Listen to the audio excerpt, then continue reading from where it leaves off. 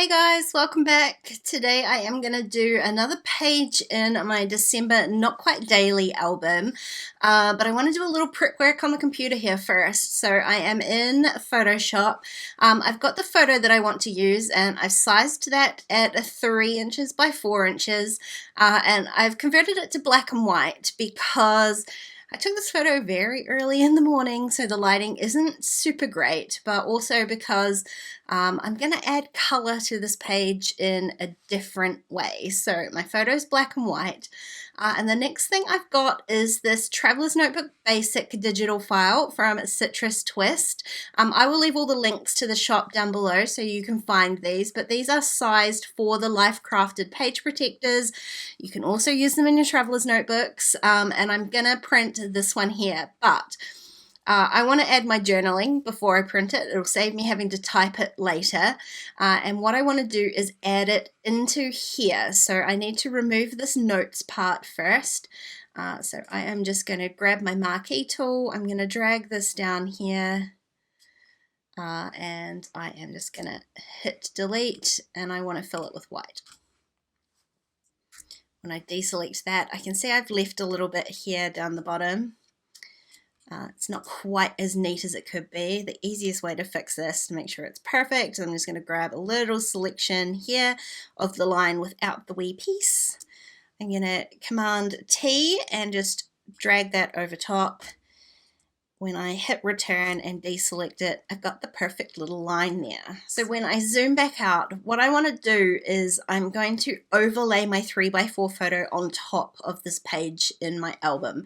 So I just want to work out where that 3x4 photo is going. I just created a new canvas that is 3x4 inches. I filled it with black.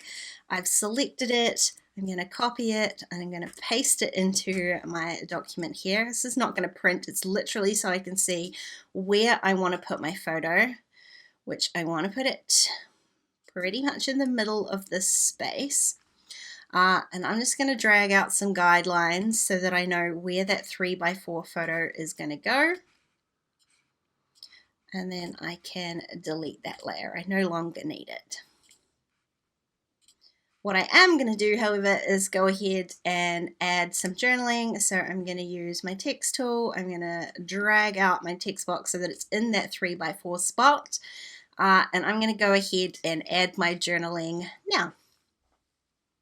Okay, so I have typed out my journaling, and the only thing I want to do is just, I'm going to hold down the Alt key and just drag these in a little bit, these side ones, just so it doesn't quite hit the top of, the sides of my guides that I formed, just to make sure it's not going to poke out behind my 3x4 photo. I'm also just going to decrease the leading a little bit. And then when I deselect that, I can move it down so it's in the middle of those guidelines. And then I can go ahead and print that, and I can print my photo. The third thing that I want to print though is I'm going to use this 2020 Christmas tag. This is also from the Citrus Twist shop. I will leave again the links for that down below. I am going to use this but in a slightly different fashion. This is like a 2 by almost 3.5 inch tag. I think they're about the same size as an Instax photo, but I want to make this a full page size. So I'm going to grab my crop tool and I want to crop this at 5 by 8.25.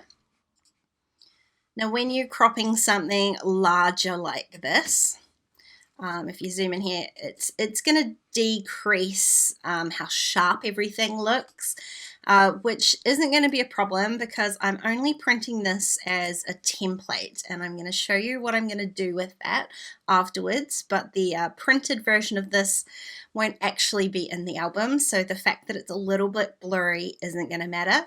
I'm going to go ahead and just print this on just some regular printer paper. It doesn't matter what it gets printed on, and then I'll join you at the desk. So I've got all my bits and pieces printed here, but the first thing I'm going to work on is this little template. So what I've also done is gone ahead and trimmed out a piece of acetate to 5 inches by 8¼ inches again. And I'm going to use a couple of these Posca paint pens and just use my printout as a template. So I'm going to go over top of the acetate. You could also do this on vellum, would be a really pretty effect too. And I'm just using the template to show me where to go over top of the printing. I'm going to use 2 colors for this, so I'm filling in all the uppercase falalas with red, and then I'm going to do the lowercase ones with kind of a warmer kind of pink pen that I've got too. It's a little bit corally, but this was what I meant when I said I was going to add color to this page in a whole different way. You could definitely have recolored the tag in Photoshop and printed it if you have printable acetate or vellum. But the color that you print out is always going to be a little bit transparent. It's not going to have this like opaque look like I get with these paint pens. And so that's just a different look that I was after, and that's why I'm doing it this way. I kind of love the homemade sort of effect that you get as well, except I don't have to put any effort into it. I know that it's going to look good. I've got this pretty script that I can follow. I'm not worried about messing up with my handwriting or anything like that. It's just a really fun and easy way to get this sort of hand painted look. And as you can see, it doesn't take very long at all. I'm already done, and then I need to go and set this aside until it dries. It doesn't take too long, but I don't want to accidentally smudge all my good work. So I have gone ahead and let that dry, and I've also hole punched my acetate so that it's going to fit into my album. And you can see here I've got my printout of the tree story with my journaling on it, and when I layer it all up, this is what it looks like. So the only thing I want to do here is just add a few other little pops of color. You could totally leave it with the monochrome and just the pink and the red, but I liked the idea of just adding a few others, very small touches of color. And so I'm going to use this tag die cut pack from Citrus Twist again to do that. I'm just layering a couple of tags. I get my pink, but I'm also introducing a little bit of yellow in here, which is just going to be a nice sort of highlight for this. I layered the tags so that it highlights the word story, which I think is appropriate because my whole page is about reading by the light of my Christmas tree. It all just ties together, and I was really happy to kind of happen upon the perfect tag with the perfect sentiment in the perfect color. Now, so that I can get everything lined up, I have actually put that tree story insert into the page protector, and I've lined up my acetate, and I'm going to use some double-sided tape to stick my photo down on top of that acetate. I want to make sure I get it in the perfect place, so I'm just peeling back a very, very small corner of the tape, and then I'm going to lay this down on top of my acetate so that it's straight and covers up my journaling underneath. And then I can pull apart the other bits of tape, and that's my photo adhered nicely. However, when you flip that acetate over to the back, it's a little bit messy. You can see the tape from the back of the photo, and I just want to cover that up. So I'm going to create just a little patterned card here using this Currently stamp set. I had the word reading on it, so again, perfect. So I am going to stamp that in a repeats pattern onto my 3x4 card that I've got. I'm just trying really carefully to line up the angle of the stamp so that it's the same angle that's on my falala acetate. That way it's not kind of opposing each other. The repeat stamping is going to be quite heavy, and I definitely did not want it going in some other weird angle, or worse still, just a slightly different angle. So I've tried really hard to get the stamp in the right place on my block by placing it onto my acetate, putting my block down as perfectly straight as I can, and this is where a sort of a grid block comes in real handy, as it does with doing the repeat stamping, because I am trying desperately hard to keep my block lined up with the edges of my card. So again, having those grid lines on that block really does make it a whole lot easier. And I can go ahead and just stamp this card. I will say I tried really hard. I tried really hard with this repeat stamping. It did it much slower than I probably normally would, and surprise, surprise, the results are much better than what I would normally get. So lesson learned. So with my card all stamped, I also want to repeat that same effect from the front with the tags. So I'm adding a couple of little tickety pieces onto here, again trying to pick out some of those colors. So I found one with that same kind of cool toned pink, and then I went with this little Kodak camera one. It was so cute, and I just thought it worked perfectly with the kind of snappy effect of the photo on the front. It wasn't a particularly curated photo, so the little Kodak camera works nicely. And I have got some of these chipboard stars, and I'm going to add the yellow in with one of those. So I get those same colors through both sides of this acetate piece. So on the front, the yellow comes from the little star, from the ticket, sorry, and on the back here, it comes from the star. Now I am trying to keep my album as bulk free as possible this year so that I can just fit everything into one album. So I did peel off a whole bunch of the chipboard off the back of that star. It's literally just the printed front of the star and maybe a couple of layers of the chipboard. It's very easy to do that. It does mean that you need to adhere it down again because you're peeling off the adhesive. So once I've stuck my card down again with some double-sided tape, I am going to use some scrapbook.com smart glue and glue this little star down. I have terrible trouble picking the wee star up off the page. I'm adding just a few little dots of glue. You don't need heaps with this adhesive. And then I'm going to just hold that down just on the edge of my little camera ticket until it adheres, which does not take very long at all, I can assure you.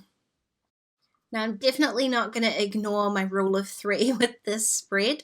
I've added 1 star, so I am going to add 2 more. The first one I am going to add onto the front of my photo here.